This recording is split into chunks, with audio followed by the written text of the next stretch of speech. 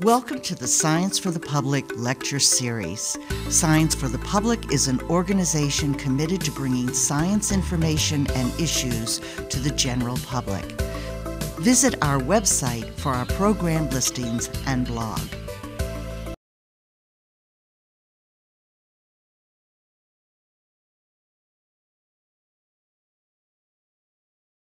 Thank you to Robbins Library and the Friends of Robbins Library for the opportunity to bring you a wonderful scientist. Dr. Helmuth has a dual appointment there as Professor of Marine and Environmental Sciences and also as Professor in the School of Public Policy and Urban Affairs at NEU. He's also the Director of Sustainability Science and Policy Initiative there, and also he serves as an advisor to National Climate Assessment, and the list goes on. So I'll just continue on the website and not here.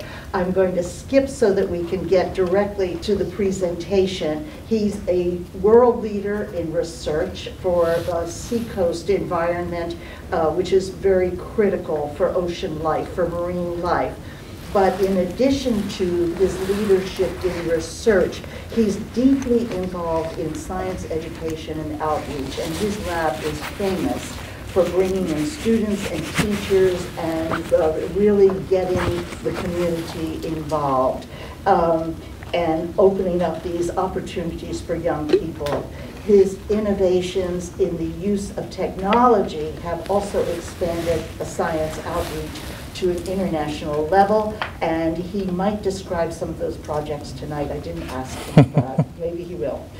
For his research, his work with public officials, his efforts in science education, Dr. Helmuth has received a truckload of awards, but those include a Google Science Communications Award and a Ray Lancaster Fellow Award, and he is a National Fellow in the Explorers Club and a lot of other stuff.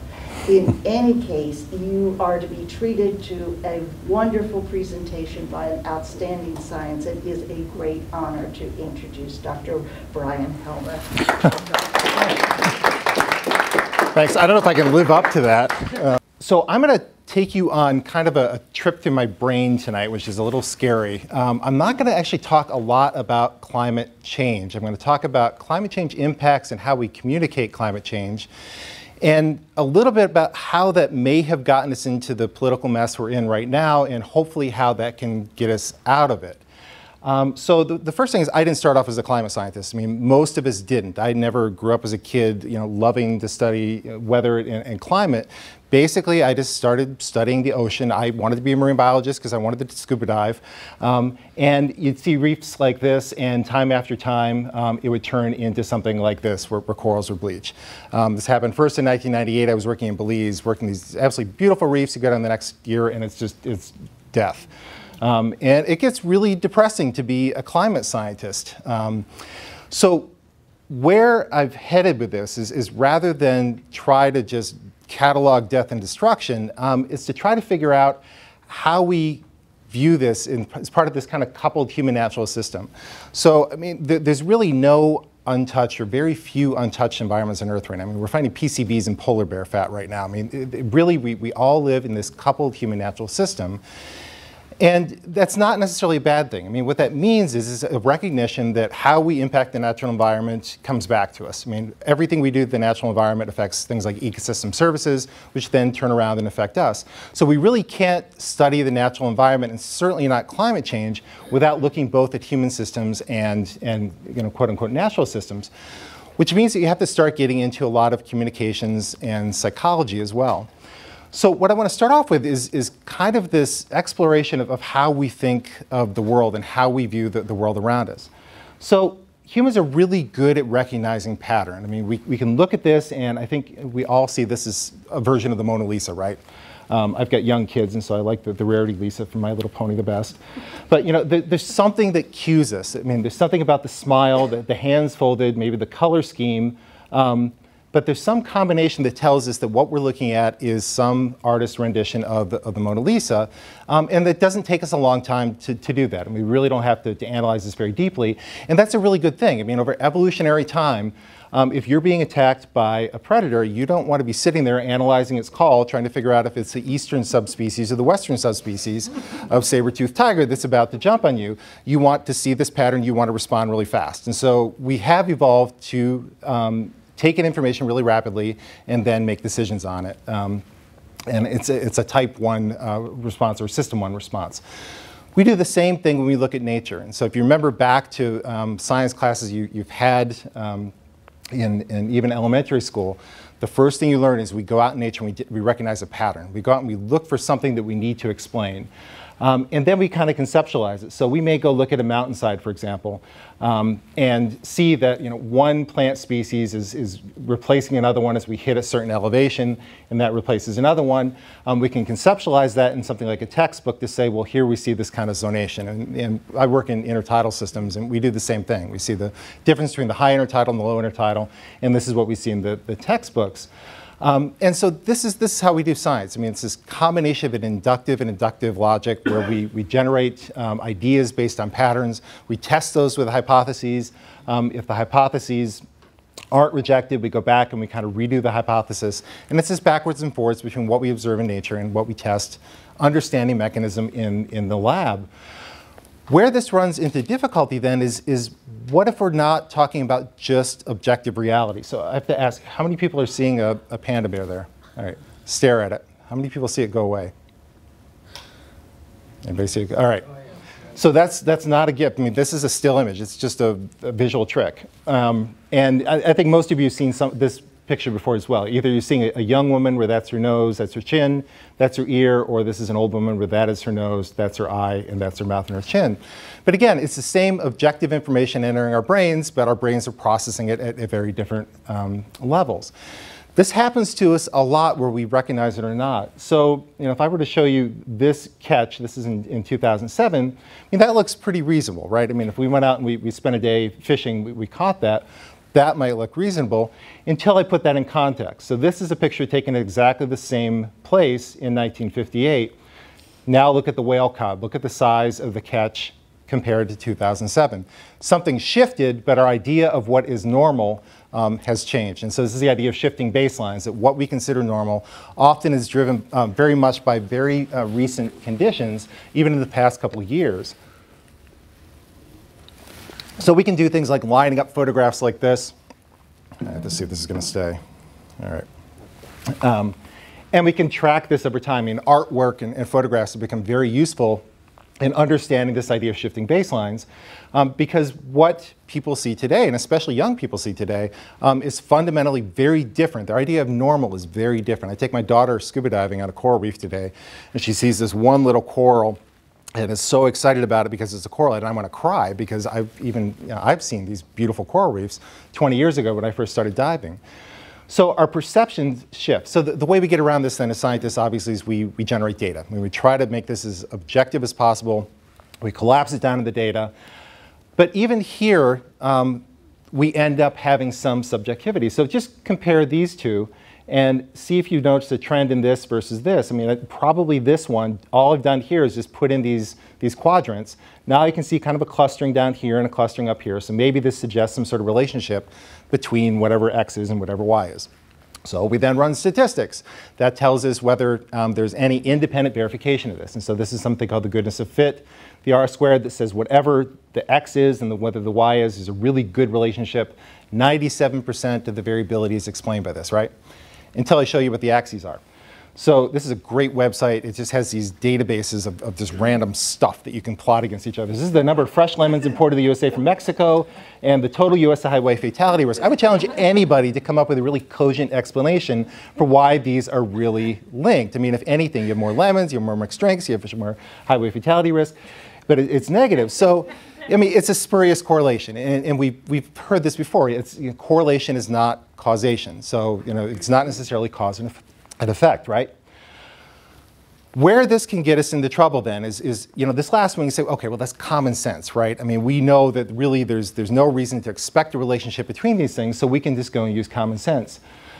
Where does common sense come into play where understanding those relationships really becomes complex? So if we want to solve climate change, this is a mechanism we understand really well. I mean, this is a plot showing temperature and carbon dioxide in the atmosphere over the last 400,000 years. We understand very well why in some cases temperature actually increases before carbon dioxide, because there are other things, these things called Milankovitch cycles, that drive temperature change in the past. We understand why often an increase in CO2 leads to an increase in temperature. And so it explains why we see these changes. I mean, I should point that these are huge changes, but these are happening over the scale of about 10,000 years. So what we see today is about 10 times faster than what we've ever seen in the past. So why, if we want to solve climate change, do we then reduce carbon dioxide rather than subsidizing the number of pirates? There's also really good correlation, inverse correlation between the number of pirates and climate change. So the more pirates we have, the lower the temperature. And again, how is it that we know to base policy on this versus this when common sense really becomes more and more difficult? Where now you have to trust somebody like me that we really do understand this, and I'm not just making it up and kind of drawing pictures and then making stories about it. So it's complicated, and the details matter, and trust matters, and the source matters to understand what policy should be based on the data. So what I want to get into tonight is this idea that we tend to talk in generalizations about climate change. We talk about overall warming in the Earth's atmosphere, in the average surface temperature. We talk about things like shifts in mountain zones. So one kind of well-known paradigm is that as conditions get warmer at the base of mountains, it causes plants to go extinct at the lower altitudes, and they shift upwards. So we have, this is from the IPCC, this is the lower montane under the current climate, this is the lower montane from in the warmer climate with increased precipitation. We do the same thing with latitudinal range shifts. We say that as conditions near the equator get warmer, we see animals dying, and so they start to shift towards the poles. And so we talk on these generalizations because it's easy to talk in sound bites. It's easy to communicate what we see as scientists to the community. But in reality, we know that it's a lot messier than that when we go and we look at the data. So for example, this is a plot from the EU that shows whether species are actually shifting to the north or not. Anything above 0 means they're shifting towards the poles. Anything below 0 means it's shifting towards the equator. And this is spiders, beetles, butterflies, grasshoppers. And if you focus on the dark green lines, it's the average of them, they all are. So on average, everything is shifting towards the poles. It's in accordance with these very generalized expectations of climate change. But there's a lot down here that aren't really responding the same way as the rest. So the question is this just measurement error? Is this just something that we're missing, or is this really something that we should be paying attention to? And more importantly, is this consistent with climate change, or is it inconsistent with climate change when it goes against this generalization? So I want to give you kind of a case study of where this kind of came to a head in the scientific literature. About 6 years ago, there was a paper by Crimmins et al. In Science, and Science and Nature are the top 2 journals in the field. I mean, I've seen scientists cry when we get rejected. I mean, it's so hard to get into Science and Nature. They had a paper where they tracked the elevational distribution of 64 species of plants under a warming climate. So you can see that generally conditions are getting warmer over the 75 years they tracked it. And what they saw is that the vast majority of the plants shifted downslope, exactly the opposite to what the general trend was. So it's getting warmer, but what you'd expect is they die off and they all start shifting upslope. The blogosphere went nuts. I think even Rush Limbaugh got involved in this. Another IPCC claim contradicted with new science. We can't trust these scientists, and it went nuts. Well, what happened? If you look at the paper, it's that not only did temperature increase, but precipitation also increased. In other words, it got wetter. This is a paper in Science, and it shows that plants respond to temperature and water. I mean, this is the bottom line of what this paper showed, yet it engendered a huge amount of controversy because it went against the prevailing trend. It's entirely consistent with climate change. It just means that the effect of precipitation, increased rain, overbalanced the effect of increasing temperature that would have otherwise decreased plant growth. So we understand it as scientists, we can explain this. But when I talked to the authors about this, because we had a similar paper in Science that got a similar response, And what they said is when we try to explain this, it's viewed as a post hoc explanation. It's just an excuse. It's you told us that you should expect to see elevational shifts and latitudinal shifts, and now this isn't what you're finding, so you're making excuses. And how can we trust anything you say? Because if it doesn't fit what you say, you just change your perception. I think in part the scientific community is to blame for this. I mean, just like we used to call it global warming because talking about increases in average surface temperature, even though we knew there was a lot of variability. If you look back at the IPCC in 2001, there was a lot of discussion about mechanisms that are consistent with responses to climate change. So in this case, more than 80% of the biophysical processes are consistent with the well-known mechanisms of system responses to climate. In this case, documented examples that are consistent. It's not too far to reach to say, well, if these are consistent, then well, what's inconsistent? I mean, are examples like I just showed you inconsistent with climate change? This becomes very personal to me. If you've ever heard of the NIPCC, every 4 years, the IPCC comes out with a report. The Heartland Institute has a conference called the NIPCC, the Non-Governmental International Panel on Climate Change. And lo and behold, I didn't realize that there are about 3 pages devoted to my work that I guess I've been showing that climate change wasn't real. It was news to me, but it's essentially the same thing, that we talk about this variability. We talk about the locations of climate change, how it impacts some places more than others, how in some cases it's actually having a positive impact. But it was cherry-picked. It was actually used as evidence that this is going against this generalization.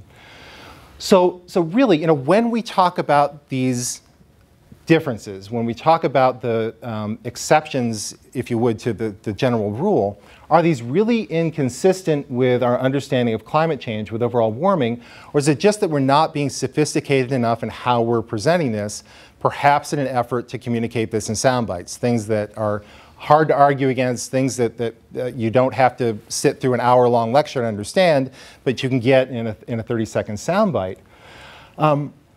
Part of this is not only communication, is what we do about climate change. I mean, despite what you've heard, the scientific community has decided a long time ago that climate change is happening, is having large impacts. It hasn't been debated, trust me, in a long, long time. What we've moved to is what do we do about it? So there's a large focus not just on mitigation, about slowing it, but adaptation. How do we prepare for the oncoming effects of climate change? One of the things about climate change, even if we magically shut off all greenhouse gas emissions, we are still going to experience change. I mean, there's inertia in the system. We have to prepare for change. So adaptation is essentially preparing for today's society. Mitigation is preparing for tomorrow's society. But when we prepare for climate change, it has to play out at a local level. So just you've ever heard all politics is local, all climate change is local. It always plays out at a very local scale. We have species that all respond differently to environmental change. We have winners and losers. Some species actually do really well. They tend to be species we don't like. But often solutions involve alteration of something that has nothing to do with climate. So if we have a population that's undergoing warming, there may be nothing we can do about that warming for that population, but we can prevent other insults. We can lower overharvesting. We can reduce pollution stress. We can reduce all those other stressors that interact with climate to push that population over the edge. So if we identify those sites, we might be able to do something about it. So just kind of 2 examples of why this matters. I mean, aquaculture is really coming to maturity in the US rapidly. I mean, it's already been in Europe and in China for a long time, but mussel aquaculture and already oyster aquaculture are really starting to take off right now. The question is, where do we place these facilities? What species do we use? Are there different kind of genotypes that we can use of the animals? We have some skill now at actually predicting at pretty local levels in the near couple of decades what environmental conditions are likely to be. We also have been for a long time measuring physiological performance in the lab, so we know at what temperatures these guys die, we know at temperatures they reproduce the best. It's the same thing if you look at a crop species. We have a good understanding of, if we know what the environment is, we know what the response is. So we do have some skill at forecasting where to place these facilities. So we have some ability to help guide the location of aquaculture facilities. Just as with crop species, we have some skill in informing farmers what crops they should plant. The other thing we can do, especially in the marine environment, is called marine spatial planning. And that's essentially prioritizing where to put resources. So I explained this to a news reporter a while ago, and he said, well, essentially what you're doing is you are looking at a train wreck. It's as if you are a paramedic and you've come up in a train wreck. You've got 200 victims. You're looking at them and you have to toe tag those victims. I don't know if anybody here is in emergency medicine. There are some, frankly, that no matter what you do, they are not going to survive. They get the black toe tag. If you exert all your resources on them, you're probably not going to save a lot of the other victims. There are victims that will do pretty well for a while. You can prioritize them second. The ones that are really the most interesting or the ones that are most critical are those that are right on the edge, that if we get to them right away, those are the ones we can save. Essentially, that's what we're doing is triage. So imagine we have funding available to create a marine reserve at one site and maybe some funds left over for an anti-pollution campaign. The way we have done this in the past is we take all our political willpower, all our funds, and we dump it everywhere as much as we can. And we hope that something sticks. We have to be more strategic now. And so what we're arguing, and this is controversial because it means that there are sites that you have to give low priority to. We haven't seen that yet, and don't take these too literally. There are coral reef sites that there's nothing we can do. I mean, I've worked in Jamaica in the past, and it's awful. I mean, parts of Jamaica are so far gone, there's nothing we can do about it. There are parts of the Caribbean, 80% of the corals have died already. There's nothing we can do to save them. If we're going to create a marine protected area, the worst thing we could do is exert all our political power and spend all our money on a place that's going to be fine now and dead 20 years from now. So we want to have some confidence that what we protect now is going to serve as a seed bank in the future. So that's the one that really we want to prioritize for protection. As I misspoke before, I mean, these are the ones that are intellectually interesting and also from the viewpoint of adaptation, I think the most critical, that we can prevent non-climatic factors from interacting with climate. I mean, climate is a stressor. So just like when you get a fever, if you don't eat, if you don't get enough nutrition, or if you have some other stressor interacting, it's going to cause you to be even sicker and sicker. It's the same thing with any other organism. So we can protect them from these other insults. So how we do this is my field. It's called ecological forecasting, and it requires a recognition of a couple things that we gloss over when we tend to talk about climate change. And the first one is that warming is not a uniform process. We talk about this as a 1 degree increase in average global surface temperature when we know that there's high variability. This is the anomaly over the surface of the globe. There are places that are getting considerably colder over the last 50 to 100 years. There are places that are staying the same. The vast majority of sites are getting hotter. Some are getting much hotter. There are places in the poles that have gotten 9 degrees warmer in the last 50 years alone. We know that. We know how that changes, but we collapse this down into 1 degree. A number of years ago, I spent a lot of time fighting this book by Michael Crichton, State of Fear, where he wrote this fictional book, but half of it was nonfiction, and argued that there's this conspiracy among scientists to hide climate change. His argument essentially was that if climate change is happening, if global warming is happening, every single spot in the globe should be getting warmer.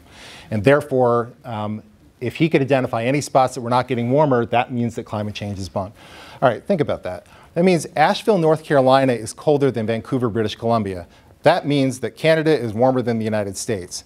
No, that's not how it works. We look at the vast majority of sites, we talk about these averages. We know that there are places getting colder because this is heat being moved around. Essentially, you are trapping heat on the surface of the globe and then you move it around. This is why it does all these strange things. When, for example, the jet stream gets pushed upwards towards into Canada, it picks up cold air and it comes down and it causes these polar expresses. It's heat moving around the globe. Same thing happens in time, where we have seen 2016 was the hottest year on record, which preceded 2015. That's not enough to show climate change. If 2016 had been colder than 2015, it would have meant that we were in some sort of pause or some sort of slowing down. Just like the simple fact that 2016 was hotter than 2015 alone does not mean that climate change is happening. It's this overall trend. So again, if you kind of zero down, narrow your focus to these little regions, you can see, yes, there are places where it gets colder, it gets warmer, colder, warmer. It's this overall trend that we talk about with climate. So climate, by definition, then, is a 30-year trend in weather. It's a large-scale pattern that you have to observe over a long time period. And climate is useful. The difference between now and the last ice age is 6 degrees in average surface temperature. So if we're talking about a 6-degree increase in climate, the temperature of the climate by the end of the century, that's in magnitude the difference between now and the last ice age in the other direction. So it tells you something about the total heat content of the globe. As a biologist, though, that's not enough. I can't take this and just say that, okay, 100 years from now, if I know today is 18 degrees C, it's going to be 24 degrees C in the future. It's not. It drives how heat is moved across the globe. And if you're something like a frog sitting in a tree, you could care less what the global average surface temperature trend over the last 30 years is. You care about whether your little cranny that you're living in is too hot or too cold for you to survive or reproduce, or it's too hot or too cold for your food. You care about these hyper-local levels. And frankly, as humans, that's ultimately what we care about as well. We're impacted by weather just like other organisms. Why we care about climate is this weather that's driven by climate. So climate trains the weather, weather throws the punches. If you're in the ring with Rocky Balboa, at that moment, you really don't care who the trainer is. You care what that left hook is coming at you.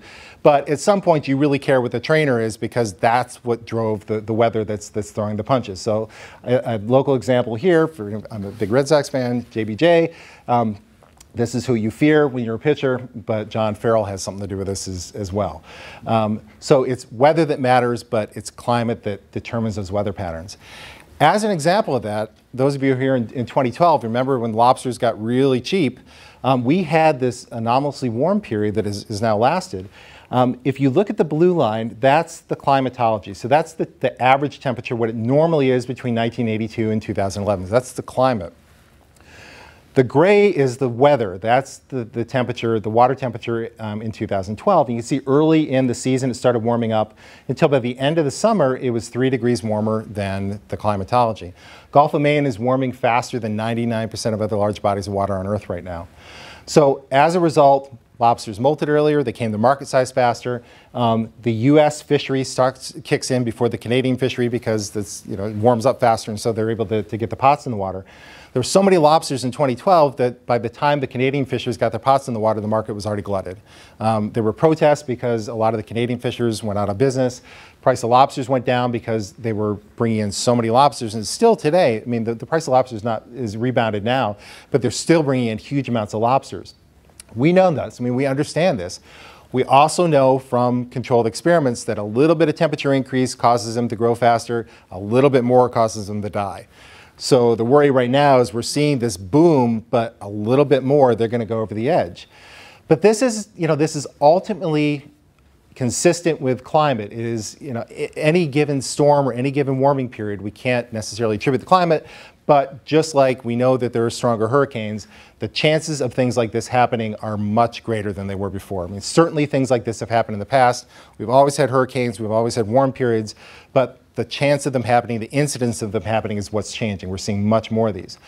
So we're talking about a 6-degree increase in climate. That's not a tacking on of 6 degrees in water temperature. That's a much greater increase in the propensity of these, where now maybe instead of 3 degrees, it's 10 degrees. Now we've, even by 2050, pushed the lethal limit over that of lobsters.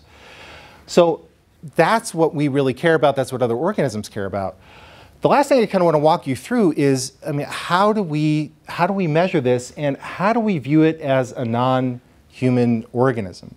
So, whether we recognize it or not, we're really intimately dependent on the natural world around us. I mean, even if we're living, kind of in a city life, we depend on the rest of the world not only for food, but for oxygen. We look at salt marshes that you're driving by on the side of the road. They will filter out contaminants. We're looking a lot at blue carbon. They absorb a lot of the carbon dioxide. But most organisms on Earth have a really different way of viewing the world than we do. So just as one example, you've probably seen something like this. This is a flower as we see it, and I apologize to anybody that's colorblind. We see it, and it's pretty, but it's kind of monochromatic. This is how an insect that sees in the ultraviolet sees it. So now all of a sudden we're seeing bullseyes, we're seeing runways that's guiding the insect into the center of the flower. That's all entering our eyes. I mean, it's not that we're somehow blind to it. We just have no machinery to interpret that. We have no ability to take that information that's coming into our eyes and turn it into something that we can perceive. So, these are the kind of things we can understand what range of wavelengths go into the eyes of these different species. We can look at the nervous system, so we can make these kind of false color images with a UV camera. The same thing happens with a whole bunch of other processes that we don't tend to think about. So one is water flow. most organisms that are stuck to the bottom of the ocean aren't ventilating. They're not bringing in air inside of their lungs. So we take a deep breath in and a breath out. We're causing forced convection. We're moving air over our alveoli in the inside of our lungs. For most of these organisms, the closest analogy is if you took your lungs, you took them ripped out of your chest cavity, held them above your head, and you hope that the wind was blowing. Because if it's not, you're going to suffocate. Because rather than moving it in and out by breathing in and out, you have to wait for the water flow to move over the surface of your breathing apparatus. So these guys literally suffocate if the water stops flowing. The only thing they can do is through their shape, they can make the water more turbulent. So for example, we see very hydrodynamically shaped organisms in high water flows. They don't have to worry about getting without oxygen. They have to worry about getting ripped up. In very low flow areas, we see organisms that have very bluff body, very unstreamlined shapes to induce turbulence to help them to breathe and to get food and to get larvae away from them. So when we look at an organism in nature, they all have these different ways of experiencing nature, and two organisms that are side by side may have very, very fundamentally different views of that world. They may be experiencing radically different environments just because of how they're interacting with it. In the case before, you've got this guy sitting next to this guy.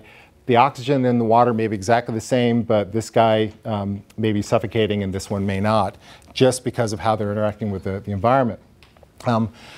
One of the things we spend a lot of time looking at then, and this again is something that's kind of foreign to us, is body temperature. I mean, we have very tight control of our body temperature. If we have a fever of 104, we know we're really in trouble. So, you know, we maintain a temperature of 98.6 pretty consistently because we're able to make that up through metabolism. If we get too cold, we kick up our metabolism. If we get really too cold, we start to shiver. If we get too warm, we sweat and we evaporate water.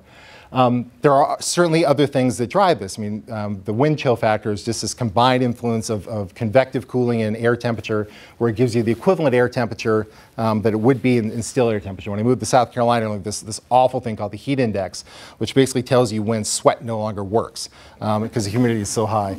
I am much happier up here in Massachusetts. But most organisms don't have that luxury. They are ectotherms. They have their body temperatures driven by their ambient environment. In fact, probably more than 95% of organisms on Earth are ectotherms. And so when they experience changes in temperature, they really experience changes in temperature. So they start to cook. The proteins start to denature. So if anybody's made ceviche before, you take lime juice and you start to essentially make the proteins fly apart in fish. This is the same thing that happens when you cook meat, right? I mean, you start to make proteins fly apart. Enzymes only work under a certain range of temperatures. They have to be just flexible enough to bind with the substrate. If they're too warm, they start flying over the place. One of my favorite biology terms is there are these things called heat shock proteins, that when proteins fly apart, they get all sticky and they go onto themselves. So heat shock proteins are called molecular chaperones because they prevent inappropriate interactions. So they essentially cap the sticky ends and they refold the protein. And the same thing if it gets too cold, it doesn't work either. So, you know, as organisms start to cook, I mean, this is when we start seeing these populations shifting. And all these species have different tolerances. So it tends to be those that already have really broad tolerances that we don't like. The things that, you know, mosquitoes, lionfish, things that can do well over a really wide range of conditions, do well under climate change because they've got wide ranges of tolerance. Those that are endemic, those that, for example, will live only in one mountainside, in one narrow region, those have evolved to live in a very narrow range of conditions. So if those conditions change, those are the ones that get hit the hardest. So in an awful irony, it's the endangered species that get hit the worst with climate change, and those that we don't like mosquitoes, do really well. You know, conduction, you know, heat moves up. A poker, if you step out of a shower on a cold day, you step in the tile, and then you jump to the bathroom, the tile feels colder, right? Turns out it's exactly the same temperature. It's just that heat is being removed from your feet. It's conducting through the floor a lot faster. So there are all these different things that we keep track of. Infrared to me is the really cool one because anybody remember what the color of a star tells you? Age. Age, yep. And what else? Heat. It'll tell you the temperature exactly. So every object in the universe above absolute zero emits electromagnetic radiation, which I think is just so cool. So the temperature of a star determines the color. So the hotter it is, the shorter the wavelength. So if we look at a white star, blue star, yellow star, red star, it tells you something about the age. It tells you something about the composition. And it tells you something about the temperature. When we get down to the biological range, we're doing exactly the same thing. We're emitting electromagnetic radiation. It's just in a much longer wavelength. It's in infrared. So we can't see it. Pit vipers can see it. That camera, if I can get it to work, sees it. These are some pictures that an infrared camera will take. So if we look at another homeotherm like us, you can see that even here there's variability in the surface of this koala's body. I mean, he's losing a lot of heat through his ears, his eyes, and his thigh. This is in Botany Bay, Australia, where it's on a rock that's about that shape and about that size, where these guys are sitting about 10 centimeters away from these. The scale bar tells you the color. So these are sitting there at 40 degrees. These are sitting there at 25 degrees. They're not making any heat. The only difference is these are just in the sun a little bit more. They may be a little bit darker. So they're absorbing heat from solar radiation in a very different way. None of them are equal to the air temperature. None of them are equal to the rock temperature because they're being driven by all these different mechanisms of heat exchange. So the color of the organism, the shape of the organism, how much contact it has with the surface, all drives its temperature. So air temperature, it turns out, for the vast majority of organisms is a very poor indicator of actual animal temperature, and it's animal temperature that drives the physiology. Again, the only reason we care about air temperatures is because that drives the temperature of our cells. So we can have two animals side by side having very different experiences of the world. So this is a predatory sea star sitting on a mussel on the west coast. The predator is sitting there at 12 degrees, the mussel's at 21 degrees, the air temperature is completely something else. This is what we've gotten pretty good at calculating. I mean, again, if we know something about the air temperature and the solar radiation, we know something about the temperature of the animal. And yes, as you increase air temperature, it basically sets the basement. So with increases in global air temperature, we do see increases in animal temperature as well. But the difference is they're a lot hotter than we ever thought before just based on air temperature. So again, when we go into the lab and we will measure performance under these controlled conditions, if we just base it on air temperature, we'll find that, yeah, they're doing pretty well. If we go out and actually measure the temperature of these guys, they're a lot closer to death than we ever thought before. So in the same way, if you go out in a parking lot on a really hot summer day and you put your hand in that parking lot, it's a lot hotter than the air temperature, right? The same thing is happening with these guys. And it tells you it's the sun heating the surface then heats the air temperature, not the other way around. So air temperature is this indirect indicator of temperature that affects us, but for anything near the bottom, a lizard, a mussel, a plant, they're a lot hotter. So when we do these forecasts, we take it down from these very large-scale measurements. We've been funded by NASA, by NOAA to take weather stations and satellite data. We scale it down to the level of organisms, and then we scale it back up to kind of these what-if scenarios to ask, not only what is it that we can do about this, but what impacts are these likely to have on humans? And this is kind of the tricky part because you have to get in the head of a mussel. So when we measure temperatures of the animals in the field, this is the west coast of North America. So this is the border with Mexico. So Baja, Mexico's down here. This is Los Angeles, Santa Barbara, Oregon, Washington, British Columbia. When we measure the temperatures of animals in the field, rather than seeing things getting colder as we move towards the north, we see these what we're calling mosaics, where it gets hot, it gets cold, it gets hot, it gets cold, because of all these local conditions that interact to drive temperature. In this case, it's because of the timing of low tide in summer. In Oregon, where conditions are getting as hot or hotter than Southern California, all the good low tides on the west coast, it's called the mixed semidiurnal. So as you move, the tide gets later and later, the amplitude gets less and less. But it means that all the good low tides in summer in the middle of the day in Oregon, they're right in the middle of the night in California. So California may be baking, but the shore is okay because the animals are underwater. What this means then is the impacts are probably happening in a lot of unexpected places. And people have started to look at this not only in the system we have studied, but in tree-lined systems and in number of other ecosystems as well. And what it means is if we're only looking at these range edges, we're missing a whole lot of information. And so now that we're starting to know where to look, now we're starting to see die-off events in the middle of the range. The other reason to do this, again, is to kind of identify the winners and losers so that we can then inform management based on our understanding of where trouble spots are likely to be, again, with this kind of triage. We're getting really good at this in kind of the near future. I mean, there's so much variability that 100 years from now, we can tell you what the climate is. We're not going to tell you exactly the weather. But we've gotten good enough that we can make early warning systems.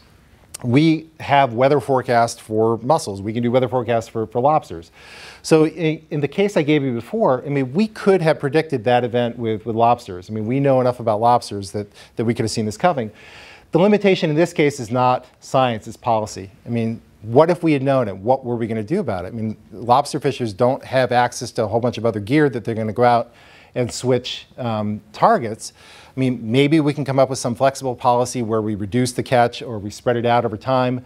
But these are the kind of things that we need to kind of wrestle with. I mean, we're starting to get good at the science, but it's how we integrate that with policy and communication that matters. Which kind of brings me back then to full circle to communicating climate change and this idea that, you know, especially as scientists, you know, we've been trained over and over again, you know, keep it simple, keep it short, keep it to sound bites. There's been a big shift away from that in recent years that we're actually hurting ourselves with sound bites because we're just so greatly oversimplifying it. People, you know, people are not stupid. They're going to see that when we make these sound bites and they go out in the real world, they see things that are contradictory to these sound bites in a lot of cases. So they'll see that maybe their local population is doing really well. Maybe it's just the fact that they're only looking at the very local environment. And we experience weather, not climate. And so, you know, how do we get around this idea of making excuses? So there's some interesting literature from the psychology world, a paper by Goodwin and Dahlstrom.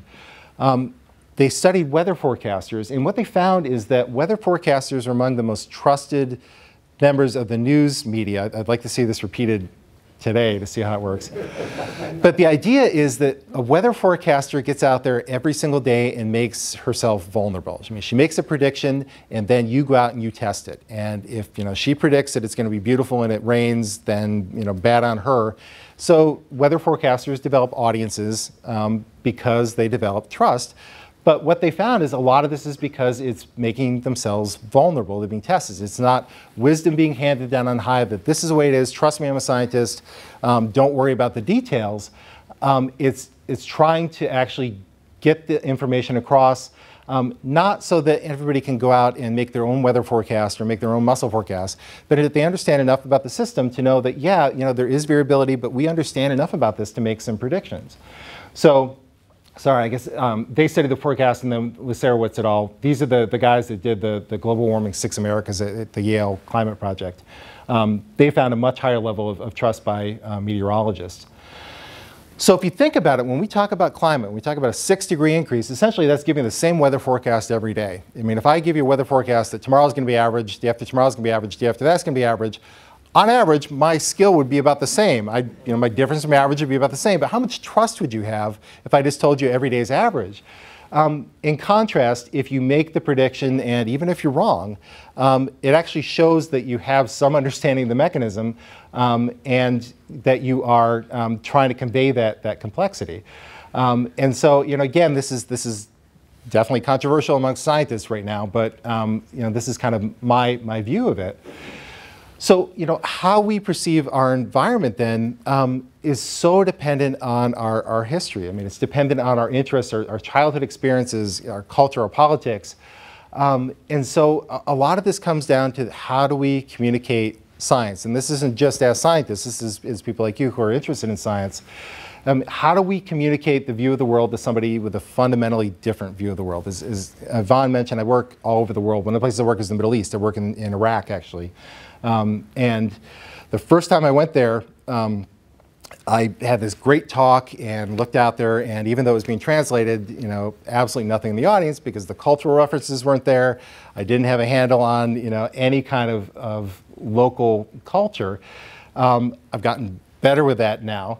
But you have to connect somehow with the local audience. So there's this great book. Randy Olson he was a former marine biologist who went to UCLA film school and is now making a lot more money than ever would make as a marine biologist. But he's written a couple of books. So the recent one is Houston, We Have a Narrative. And he even has this app that's called the And But Therefore. If you start dissecting stories in film scripts, it's always a story of we know this and we know this, but this happens, therefore.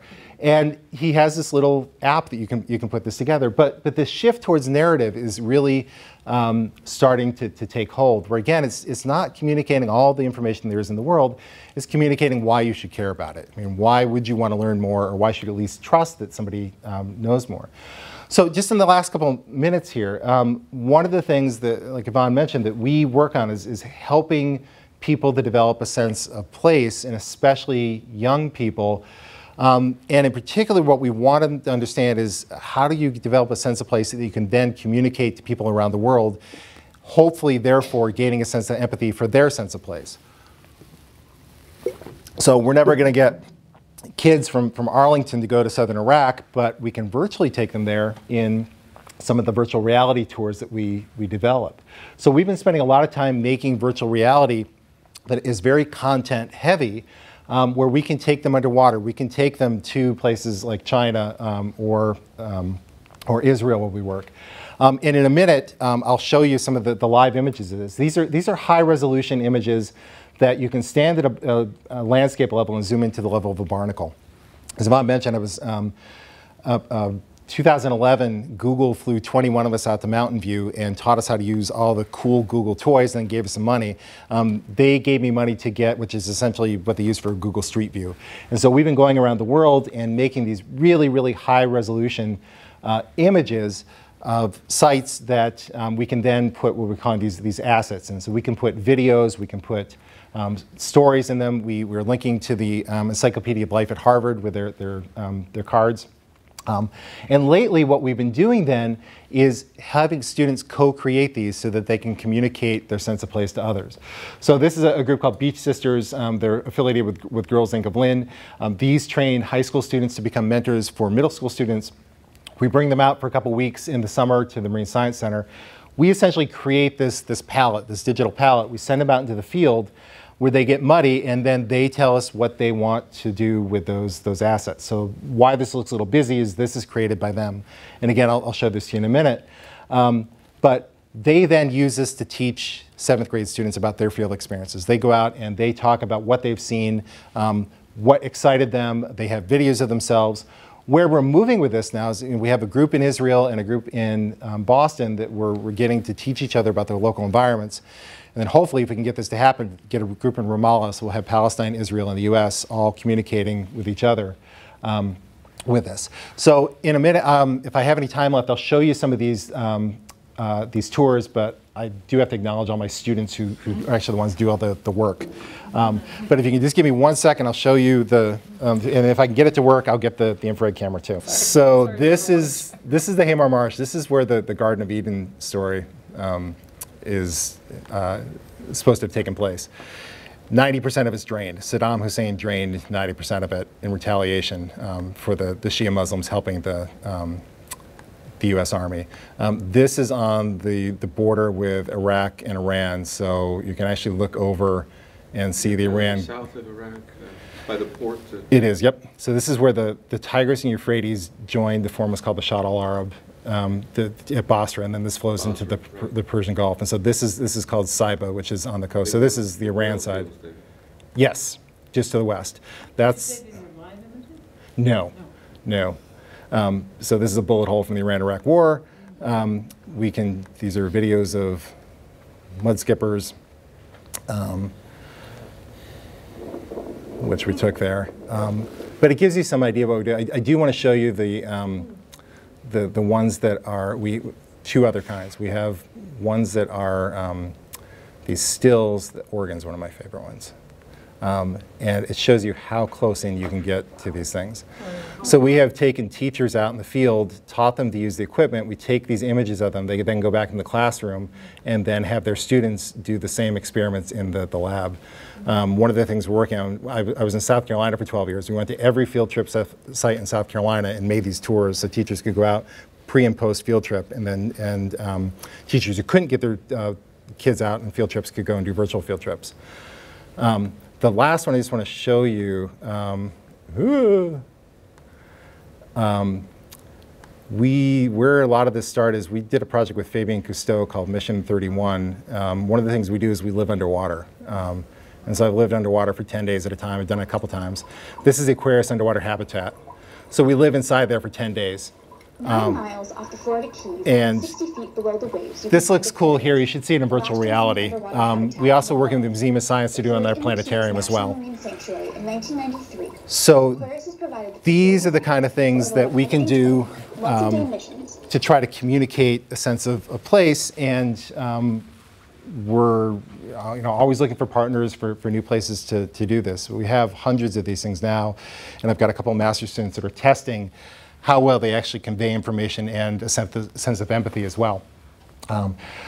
So that's kind of a really broad brushstroke overview of the kind of stuff we do. I didn't even talk about the coral reef stuff we do, but hopefully give you some kind of introduction to the way we kind of think about this, where we go back and forth between science and how we apply the science, and how we communicate the science, which then cycles back to how we then go out and collect the data again. And I'm hoping this is the way that the scientific field is going. I mean, I moved to Northeastern 4 years ago, and the main reason I did that is because it's embedded in their DNA that they work outside the university, that they have all these connections outside the walls of the university. And that's really what I wanted to do. And so I'm loving being up here. So I'll finish with that. Thanks. Ooh.